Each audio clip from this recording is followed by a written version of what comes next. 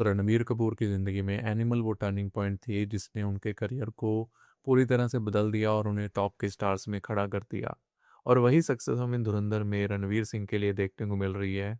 But अगर हम बात करें कि दोनों में से बड़ा सुपरस्टार कौन है, तो रणबीर ने सावरिया से डेब्यू किया था और वो मूवी बॉक्स ऑफिस फ्लॉप रही थी, मतलब डिजास्टर मूवी थी। और इसके बाद से उन्होंने काफ़ी मूवीज़ की हैं, जिनमें से काफ़ी ज़्यादा मूवीज़ जो फ्लॉप रही थी, कुछ हिट रही थी, कुछ सुपर हिट रही थी। बट रणबीर की परफॉर्मेंस जो है हर मूवी के साथ बढ़ती गई, उनको और ज़्यादा अप्रिसिएशन मिला। और एक ऐसी चीज़ जिसको देखकर मैं हैरान होता हूँ कि रणबीर कपूर के ज़्यादातर फैंस जो हैं, वो उनकी फ्लॉप मूवीज़ से आए हैं। अगर आप देखो तो ज़्यादातर फैंस जो है रॉकस्टार की बातें करते हैं, तमाशा की बातें करते हैं। उनकी सक्सेसफुल मूवीज़ की बातें बहुत कम होती हैं। और रणबीर ने पहली ऐसी सक्सेसफुल मूवी दी थी जिसके बारे में बहुत ज़्यादा बात हुई थी, वो है एनिमल। एनिमल के बाद से रणबीर के ग्राफ की इतनी ज़्यादा तारीफ हुई कि मतलब लग रहा था कि वही लास्ट ऑफ द सुपरस्टार्स में से हैं और उनके आस पास भी कोई नहीं है। और वहीं बात करें रणवीर सिंह की, तो उन्होंने अपनी पहली मूवी की थी बैंड बाजा बारात। और ये मूवी एक सक्सेसफुल मूवी रही थी और रणवीर सिंह की परफॉर्मेंस भी काफ़ी ज़्यादा तारीफ हुई थी। और इसके बाद से उन्होंने काफ़ी ज़्यादा मूवीज़ की हैं। बट अगर आप देखोगे उनकी सबसे ज़्यादा सक्सेसफुल मूवीज़ जो हैं वो संजय लीला भंसाली के साथ आई हैं। चाहे वो उनके साथ आई हुई रामलीला हो, बाजीराव मस्तानी हो या पद्मावत हो। इन्हीं 3 मूवीज़ के कारण जो रणवीर सिंह हैं हमेशा लाइमलाइट में बने रहे। बट रणवीर सिंह के बारे में मैं कहूँगा कि वो ऐसी फ़िल्में करते हैं जिनमें कुछ डिफरेंट हो, हर बार डिफरेंट कैरेक्टर हो, बट इसी चीज़ के कारण वो फँस जाते हैं। अब सोचिए उनकी 83 मूवी थी जो बहुत अच्छी बनी हुई थी, बट स्टिल वो बॉक्स ऑफिस पर नहीं चली, जो एक सुपरस्टार के लिए बड़ी हैरानी वाली बात होती है।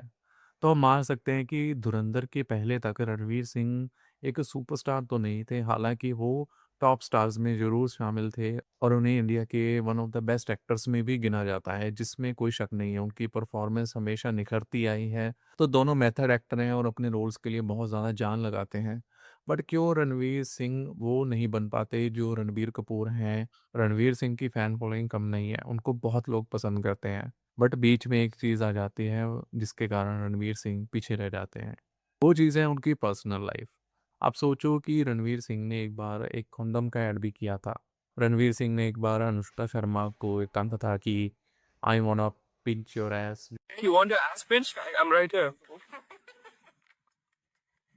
और रणवीर सिंह ने ऐसी कई चीज़ें की हैं, जैसे उन्होंने एआईबी नॉकआउट में पार्टिसिपेट किया था और आप देखोगे कि वहाँ पर जो चीज़ें दिखाई गई थी, उन चीज़ों के कारण आपकी इमेज जो है डाउन होती है, जो फैमिली ऑडियंस है वो आपको पसंद नहीं करती। इसके बाद उन्होंने एक न्यूड फ़ोटोशूट कराया था और उसको इंस्टाग्राम पर पोस्ट किया था, हालाँकि बाद में डिलीट कर दिया था, बट उसके कारण जो क्रिटिसिज़्म आता है, उससे आपको पीछे छुड़वाना आसान नहीं है।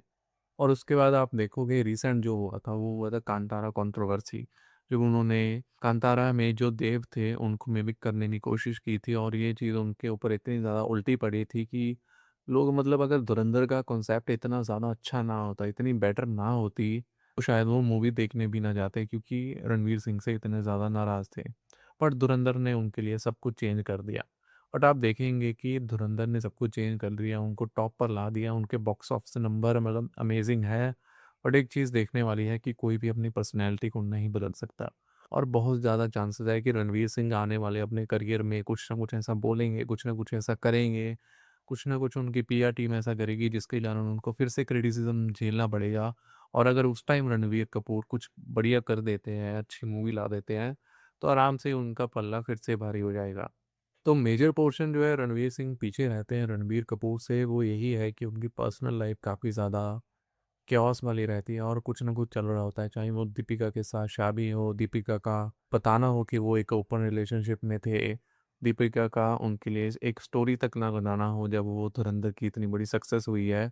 तो ये चीज़ें उनको एक ना एक तरह से डैमेज करती हैं, उनकी पर्सनैलिटी को, उनके पब्लिक इमेज को।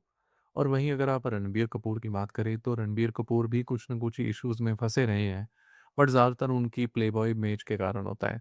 वो कभी भी अपने को-स्टार्स के साथ या ऐसी कोई पब्लिक चीज़ नहीं बोलते हैं जिसके कारण वो फँसे। वो बड़े ही अच्छे तरीके से शब्दों को यूज़ करते हैं, बड़े अच्छे तरीके से अपने आप को कैरी करते हैं। बहुत कम दिखते हैं, बहुत रेयर अपीयरेंसेस देते हैं, ज़्यादातर अपनी मूवीज़ में दिखते हैं। और सबसे बड़ी बात, उनका कोई सोशल मीडिया अकाउंट ही नहीं है, ना ही उनकी कोई पीआर टीम है। वो शायद इसी तरह के हैं, लोगों को पसंद आता है कि वो काम करते हैं, कुछ अच्छी बातें बोलते हैं और चले जाते हैं। और आपको ध्यान रखना होगा कि ज़रूरी नहीं है कि जो बेटर एक्टर हो वही बड़ा सुपरस्टार हो। अगर आप देखेंगे सलमान खान ने इतने टाइम राज किया है, वो बहुत बड़े सुपरस्टार बने रहे हैं, बट उनकी एक्टिंग कुछ आपको इतनी शानदार नहीं दिखती है। वहीं आमिर खान, जिन्होंने पहली बार 100 करोड़ दी, पहली बार 200 करोड़ दी, पहली बार 400 करोड़ दी, वो उस लेवल पर नहीं पहुँचे हैं। हालाँकि आमिर खान बहुत बेटर एक्टर है सलमान खान से। सुपरस्टार बनना और सुपरस्टार बने रहने में बहुत डिफरेंस है। अगर आप ऋतिक रोशन का केस लें तो उनका डेब्यू जो हुआ था वो ब्लॉकबस्टर के साथ हुआ था, उनसे बेटर शायद ही किसी का डेब्यू हुआ हो। बट अगर आप देखें आज आप उनकी बात भी नहीं करते हैं, वो कभी मूवी लेकर आते हैं और वो भी फ्लॉप हो जाती है। तो बहुत मैटर करता है कि आप उस चीज़ को मेंटेन रखें, सुपरस्टार बने रहें, जो बहुत कम लोग ही कर पाते हैं। और दूसरी है स्क्रिप्ट चॉइसेस। रणवीर कपूर की स्क्रिप्ट चॉइसेस काफ़ी ज़्यादा बेहतर रही हैं रणवीर सिंह के मुकाबले। उन्होंने आप सोचो शायद दोस्ती में की है, सर्कस मूवी की, जयेश भाई जोरदार की, बेफिक्रे की, या ऐसी कोई मूवीज़ की आपको पता होंगी, मैंने नहीं देखी हैं ज़्यादा। बट रणबीर कपूर जो है काफ़ी ज़्यादा सिलेक्टिव रहते हैं। 3-4 मूवीज़ को अगर उनके करियर से निकाल दो जो फ्लॉप रही हैं और जिनको क्रिटिकल अक्लेम भी नहीं मिला है, उनके अलावा उनकी मूवीज़ जो है काफ़ी ज़्यादा बेटर होती हैं और काफ़ी अलग टाइप की होती हैं। धुरंधर के बाद रणवीर सिंह को काफ़ी बड़े ऑफर आने वाले हैं, बट फिलहाल वो प्रलय मूवी पर काम करेंगे जिसे जय माता डायरेक्ट करेंगे और वो शायद ज़ॉम्बीज़ पर बेस्ड होगी। और उनके अलावा उनके पास कोई बड़ी मूवी अभी नहीं दिख रही है। और धुरंधर के आने से पहले उनका करियर एकदम से डूब ही गया था, कोई बड़ा डायरेक्टर उनके साथ काम नहीं कर रहा था, डॉन 3 उनके हाथ से जा रही थी, पर धुरंधर ने काफ़ी कुछ चेंज कर दिया है। बट वहीं रणबीर कपूर को अगर आप देखें तो उनके पास बहुत तगड़ा लाइनअप है। उनके पास रामायण पार्ट 1 और 2 हैं, उनके पास एनिमल पार्क है, उनके पास लव एंड वॉर है जिसमें विक्की कौशल और आलिया भट्ट है और उसे डायरेक्ट कर रहे हैं संजय लीला भंसाली। फिलहाल ये मूवीज़ जो हैं उनकी लाइनअप में है और आप समझ सकते हो कि ये बहुत बड़ी मूवीज़ हैं। और एनिमल पार्क तो मतलब मैडनेस होने वाली है, शायद वो धुरंधर 2 का रिकॉर्ड भी तोड़ सकती है आराम से। तो अगर आप देखो रणबीर और रणवीर की ज़िंदगी उनके डायरेक्टर्स ने बदली है। रणबीर के पास संदीप रेड्डी वांगा थे और रणवीर के साथ थे आदित्य धर। हालांकि एक और न्यूज़ सुनने में आ रही है कि आदित्य धर एक और मूवी करने वाले हैं रणवीर सिंह के साथ ही एज ए लीड।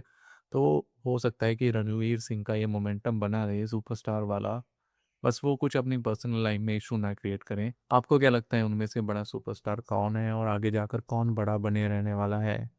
कमेंट्स में ज़रूर बताएं। Thank you.